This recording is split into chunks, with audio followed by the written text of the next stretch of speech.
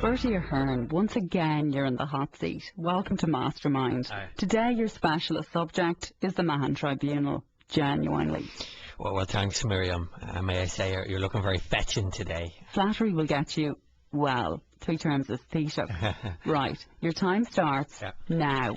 Name a book where people record their financial transactions. A ledger. Where did you get most of your money from? The Saint Ledger. What are the odds of you being thrown out of Fianna Fáil? It's a racing certainty. What are the odds on P. Flynn being thrown out? You can put Micheál Wall's house on it. Who is the patron saint of cute whore politicians? St. Luke. Name the most successful Premiership football team of the century. Manchester United. What are they also known as? The red herrings. How do you turn milk into cream? Whip around. How do you weed out endemic political corruption in Irish society? Look up every tree in North County Dublin, Miriam. My time is up, is it? Not that it matters, because I'm not going to be bleeding president now anyway, am I, Miriam? Genuinely. I suppose all I have now is a couple of million euro in me hanging baskets, that $3 a week pension, a 60k a go for talking shite at some event in Timbuktu, and a wardrobe full of anoraks. As me old mucker P would say, you should try it sometime.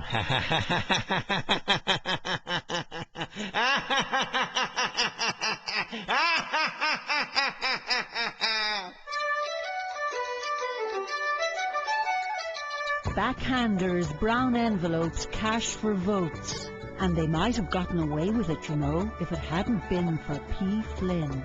Yes, that P. Flynn. The Flintstones P. Flynn. The one who went on the Late Late Show to tell us that his daughter Beverly was a class act, and that his life was hard trying to run 2 cars, 3 houses and a gaggle of housekeepers.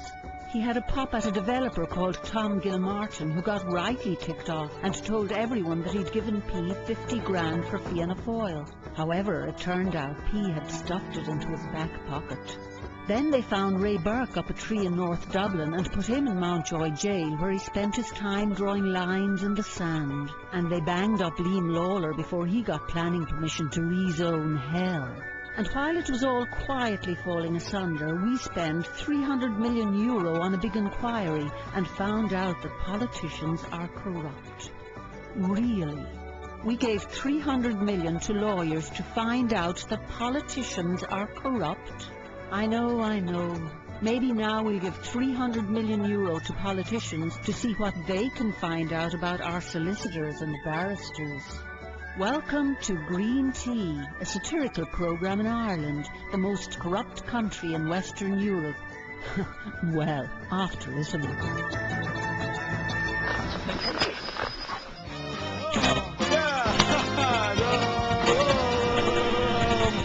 Okay. Well, we've a very special guest tonight. First time on this show for a long time. Would you please welcome Mr. P. Flynn? Hello.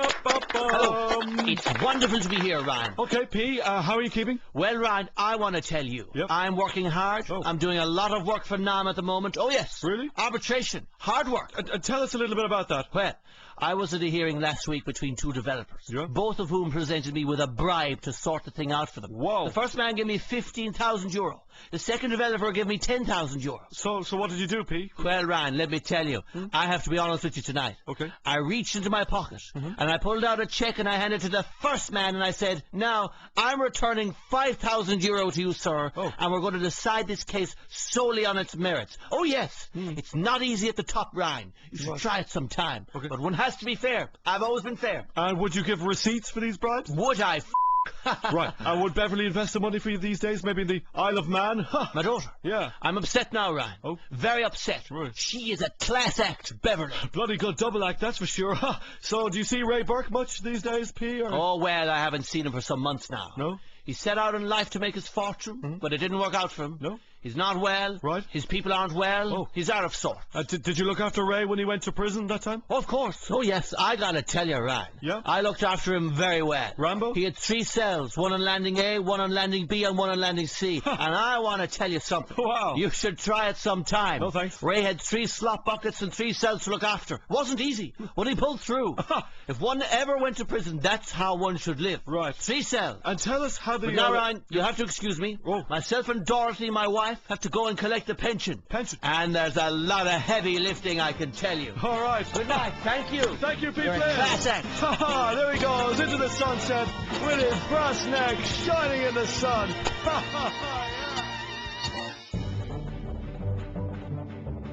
I have an idea for a new sitcom. Leave it to Mr. O'Brien. It's about a businessman who gets into all sorts of hilarious scrapes and is helped out by a funny fellow from Tipperary. But I suppose it's too far-fetched. Hello, Mr. O'Brien's office. Will you accept a reverse charge call from Tipperary? 1 second, please.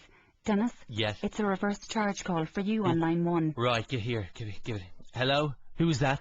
It's Michael Lowry here, Dennis. God help us. I told you not to call me here. But I'm worried, Dennis. What? Has your bend on extension fallen down or something? That's not funny. It's the Mahan thing that they're after hanging a load of them. What has this got to do with me? But What? It's just that the whole Moriarty... Look, relax. We'll cross that bridge when we come to it, okay? Well, could we not buy it? What? The bridge. When we cross it, could we not buy... Michael, relax. Why don't you just head off and have some fun in your casino in 2 Mile Boris? But I'm short a bit of funds at present. You couldn't possibly... Look, if he calls back here again, just say, I'm out of credit. I tried to bribe Jean Byrne $45,000 last night not to wear a skin-tight canary yellow strapless cocktail dress with silver sequins. She was having none of it. Good afternoon, and here's the forecast for the coming days. A thick fog has descended over the Drumcondra area. Indeed, high pressure may precipitate localised thunderclaps around Fagan's pub. But even if the booms don't get boomer, the gloom may certainly get gloomer. Elsewhere, the great flood will abate and leave in its wake devastation for some and very large bank balances for others. And there will be a lot less snow in the toilets of the Law Library for the foreseeable future. Turning now to the Celia area forecast. Cool and calm at first, but a cold shoulder and frosty reception is expected to last for a very, very long time. So as stormy conditions whip around from Manchester, it's time to dig out that trusty anorak and some fleece-lined Teflon underwear, just like I'm wearing, although it is a little hot for the studio. Goodbye.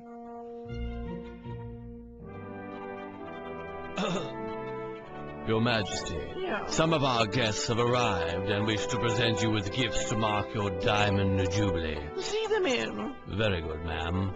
Our first guest, please. Enter Miss Enda Kelly. Kenny, you must... Hello. Lovely to meet you again, Your Majesty. Has one met one? Yes, in Dublin, during your visit to Ireland last year. Oh, yes. You were in the band, were you? No. No? I'm the Taoiseach, ma'am. Was that the tea shop in Cork? One loved Cork. No, Taoiseach, as in Prime Minister? Oh, yes. The one who kept staring at one. You have a gift? I certainly do. Here you go, ma'am. Oh, and what, may one ask, are these old papers? Oh, they're the deeds. To what? Ireland. One can have it. But- Sorry it's in such a state, but after the tribunal it's fairly worthless. Thanks. Oh, and just one thing before I go. What? I wouldn't impose those household charges. Charges? The people don't seem to like them. Best of luck now. Slán. Oh, Philip is going to be furious. Bertie Ahern used to spend a fortune on makeup. Now he can't sleep at night because he made up so many lies about how he got his fortune. Ah, poor Bertie. I won it on the night. I didn't eat the dinner. That fell off the back of a developer. What's that? It's a ghost. You disappoint me, Ahern. Charlie, is that you? I thought you were cunning. I thought you were devious, but you're not. What? You're just a gobshite like Burke and Lawler and Flynn and all the other idiots who got caught. But I wasn't flash, Charlie. I didn't buy posh clothes or ate dinners. That was your mistake, Ahern. You stuffed the loot in your feckin' mattress in a bedsit. Oh, how uncouth. Yeah, but... What did I do? I bought Charvet shirts for a grand a pop. Yeah. I bought a Palladian mansion and horses, though I hated the shaggers. I got myself a mistress. And what did you do with the loot? You bought feckin' anoraks and pints of Bass and toasted hang sandwiches and Fagans. Yeah, boss, but You see, with me a hearn, people said he's corrupt as hell. But fair dues to him, he's got class. You had none. But I still have a mattress full of dosh, boss. Look at you now, sleeping on it alone. Well, now you're finished. It's over. You burst the party. I'm sorry, Charlie. I thought I have to go now. No. I'll see you again someday. God willing. Oh, and leave the anorak behind. What? It's kind of warm down here. Oh, Jesus. They chase ambulances and gravy trains, but lately they're losing their appeal. Meet the lawyers. Gentlemen, please remember you're in a court of law. Now, what is the problem? Well, Judge Gargle, there is a dispute over the amounts involved. The amounts? Yes. Go on. Well, my side insists it's €3,400,000, but my colleague says it's closer to €5 million, my lord. With respect, my lord. If you had any respect, sir, you wouldn't be wearing those dreadful shoes from Penny's, I dare say.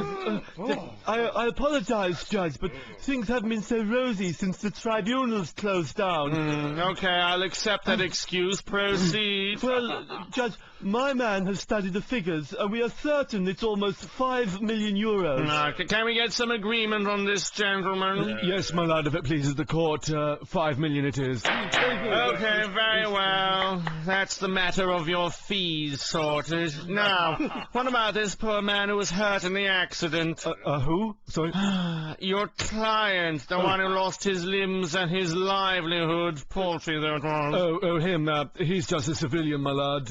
Lunch, anyone? Splendid idea. Fabulous idea. Adjourn for lunch and Easter.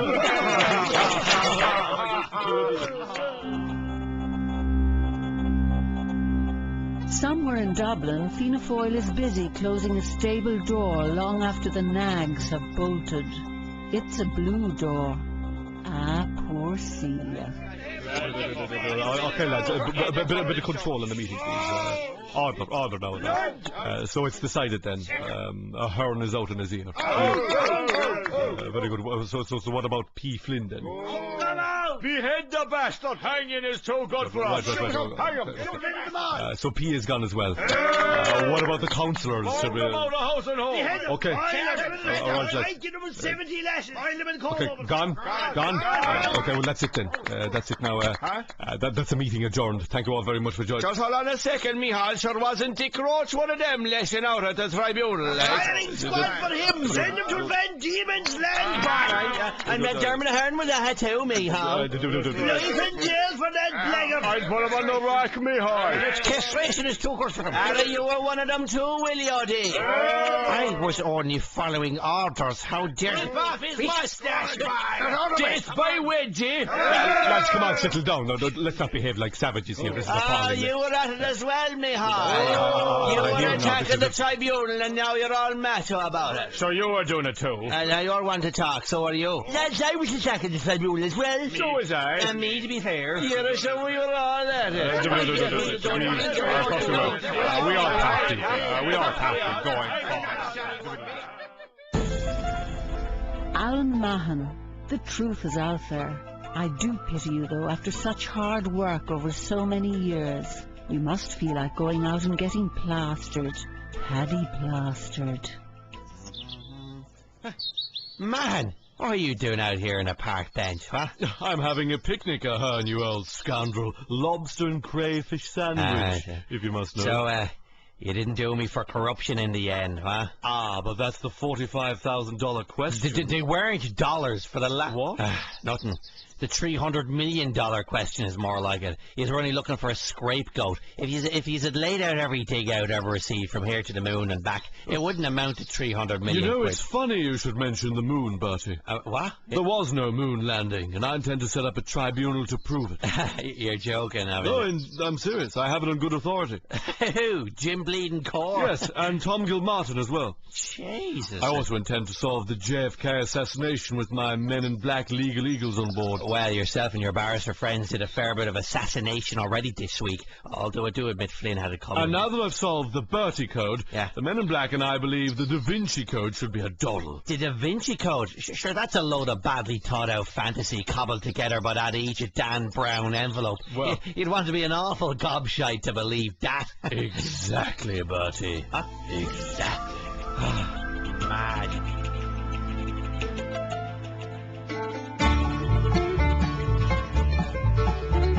How's it going there, everyone? Albert Reynolds here with your Mahon Tribunal update. Fianna Fáil bagman and self-confessed balls of steel Frank Dunlop, who once famously claimed that bribing politicians was a bit like sex, he's launched his latest book, Erogenous Rezones. Helpful chapters include finding a developer's 50G spot, your complete guide to the Nama Sutra, and how to screw the taxpayer by, or shag the environment, and coping with premature ejection from your council seat. Mr. Dunlap claims not only is the new manual a definitive guide, ideal for bribing politicians, but it's also a handy size to slip down the back of your pants should you end up in the jai. So buy your Erogenous Rezones today in hardback and get a free Foster Allen tape cassette. And tell him Albert sent you. Pardon? Kathleen, is the tea ready yet? I have to go outside. This penthouse is getting fair cramped, and those blackguards still won't get me back to Garda driver. Me, a statesman, a man for all seasons. The 4 seasons, mainly. Slán live, August up Longford, the county I built with me bare hands. Much has been made of RTE's use of texts, tweets and emails during current affairs programmes. Where, some media commentators are wondering, will it all end?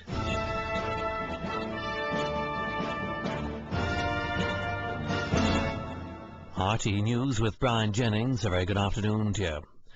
Meakin Clondalkin has texted in to say he will not be paying the household tax. It's unfair, he says, and he'll go to jail rather than pay. But Mary from Limerick tweets that we have to pay if we want to keep local services and jobs. Elsewhere, David in Killarney has said in an email that a new factory is to open in the town, creating 100 jobs. But Sheila in Waterford texts to say that most of the jobs won't be created for a number of years, and it's just more spin from politicians. In traffic news now, a text from Paddy in Dublin says there's a tailback on the Stillorgan Road near UCD, while Michael in Galway tweets that an accident has caused delays on the outskirts of the city there. And the weather. Jean Byrne has emailed to say that while she hasn't a clue what it will be like in an hour's time, it's lashing rain in Glasnevin right now.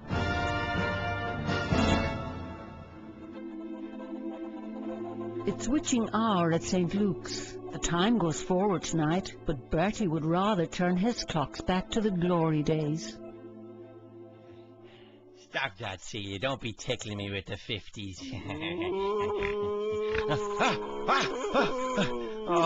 Is that you again, Charlie? No, it is me. Jane. Dev, what is you back now? You do, Bertie. You're paying the price now for your sins. But it wasn't much money at all, Dev. It was... It's not the money, Bertie. It is Ireland and what you and your ilk have done to it. But we Look at the happy maidens. They're half naked and riding. Yeah. Riding, I tell you, at the crossroads. So what? And the athletic youths out of their skulls on vodka and Red Bull. Lucky them. And as for cosy homesteads, well, thanks to you and the collapse of the economy, they're now worthless. But Dev, didn't you set up the dodgy sweepstakes? And didn't you more or less steal the Irish press after begging for contributions to set it up? And didn't you, well, not to put too fine a point on it, didn't you start the bleeding civil war? Oh, I can't wait until we meet here someday. I have a lot of friends here. dear, they're dying to meet you. Yeah. Oh, and Bertie, Yeah, you won't. I know. I won't need me anorak. Of course I had on it. They'll soon be drilling for oil in Dalkey. Typical. The posh headland has already produced a gold mine for lawyers. Just ask Pat Kenny. Actually, let's ask the O'Reillys. Yes, who is it? It's Tony Jr., Sir Dad. Ah, come in. Good news, I hope, Junior. Yes, I think we're about to strike oil in Dublin Bay. Excellent, but, Is there a problem, Sir Dad? well, I mean, a lot of posh and powerful people live out that way. Isn't Bono big on the environment? Yes, but he's bigger on money, thankfully. Won't Van Morrison get grumpy? Van Morrison is always grumpy, Sir Dad. Vincent, what's his name? Brown, that chap. He had to sell his house. We waited for him to move. What about Pat Kenny? That is exactly what I said, Sir Dad. I don't understand. What about him? He's a disc jockey. Oh, and there's someone else. Who? I'd almost forgotten. What? Gavin, your brother lives out there. The house is up for sale, Sir Dad. How much? It's a snip, just 3.9 million euro. Wonder if O'Brien would buy it. He'd have a great view of the drilling rig. Leave it to Mr. O'Brien. So there you have it. 15 years and 300 million quid down the Swanee. The boom was born in corruption. We were buying property. Boy, were we buying property. If you scraped some Ballsbridge muck off your boots, some pretend millionaire would have given you a couple of million for it. We all partied. We lashed out hundreds of thousands for apartments you couldn't swing a rat in. Not even the rat who built them. We bought voting machines that didn't work. We blew millions on a health system that doesn't work. And we give millions in pensions to politicians who never worked. And where are we now that the liars and crooks are supposedly gone? Now we have Enda. Big, silly, honest Dame Enda. But hold on a minute. Who's that behind him? No, it's not the Pope. Labour wouldn't allow that. It's old Blue Eyes himself. Dennis O'Brien. Who? You know, Dennis. The Moriarty report. Never heard of him. He was with you in Wall Street. Never heard of him. Freaking hell.